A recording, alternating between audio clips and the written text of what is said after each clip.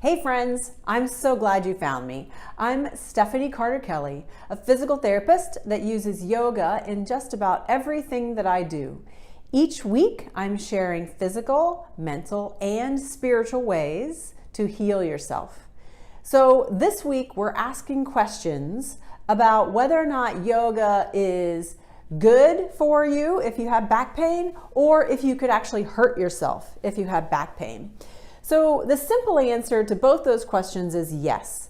And the details are a little bit more complicated because every person is actually different. But I've come up with 3 do's and 3 don'ts about doing yoga when you have back pain. So the first thing is, as you can see, breathe.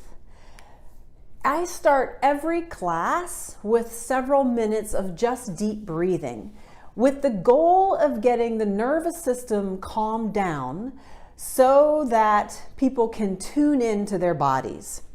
You'll hear in yoga teachers cueing you to listen to your body, or don't push yourself beyond what your limits are. But what many yoga teachers don't understand is that somebody with chronic pain is completely disconnected from their body. Their brains and their bodies are disconnected in survival mode as a way to get through every single day without having too much pain. So not listening to the body is a strategy for somebody that has chronic pain. So one way for you to create now this ability to listen to your body is to focus on the breath. Breathing and getting the nervous system calmed down is the first step in being able to listen to your body with confidence and really trying to understand what the body is saying. The second thing is to also realize and really know that hurt does not equal harm. And you heard me right there. Just because you have pain does not mean that you are doing more damage to the structures of your back. We're not doing more damage with the gentle movement of yoga to the herniated discs. We're not doing more damage to the arthritis in your back. Those conditions took a long time to become pathological. And just because they're there does not mean that they are the source of pain and that your pain is going to do more damage to those structures. So remember, hurt does not equal harm. The third thing is to start with gentle movement. Even if you have been doing yoga for a long time, there's great benefit to slowing down your practice. So if you're new to yoga, you need to find a chair class, a gentle class, a beginner's hatha class, any class that's going to teach you very basic poses. If you've been doing yoga for a while, you might want to back off a little bit and find a slower hatha class or a slow flow vinyasa class. You may have been missing something with your movements being faster and less gentle, more vigorous. So what are the don'ts? Let me turn this around here so we can see what the don'ts are.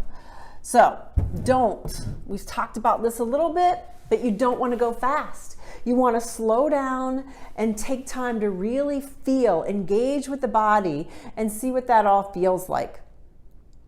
The other thing that you don't want to do is you don't want to get complicated. There are some really complicated yoga poses. What you really want to do is go right back to the basics. Again, even if you've been doing yoga for a while, go back to some very basic poses. Stay supported on the floor. Stay on 2 feet. There's no reason to necessarily go into single leg balancing or do a lot of inversions when you're having pain. The last don't is don't push yourself into extremes of range of motion. ROM is range of motion.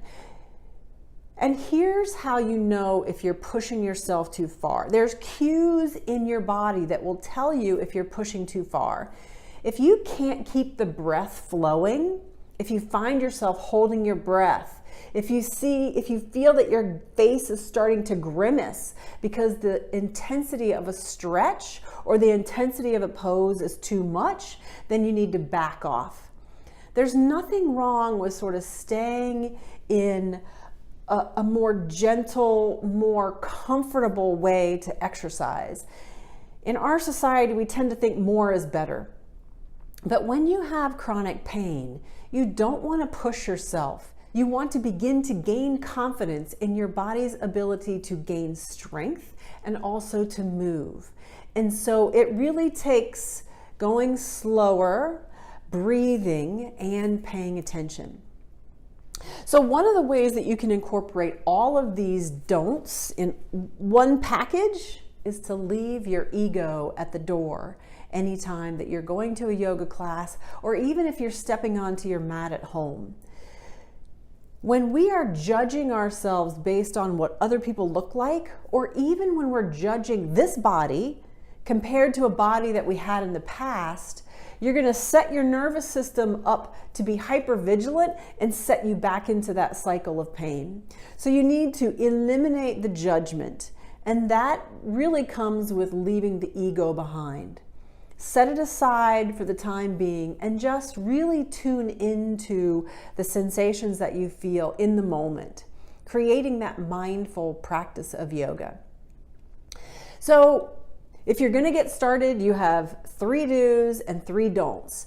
If you have been doing yoga but you've left it behind because you thought it wasn't good for you, maybe you can restart your practice with the do's and the don'ts that I've provided today. So again, I'm Stephanie Carter Kelley, yoga physical therapist. Namaste.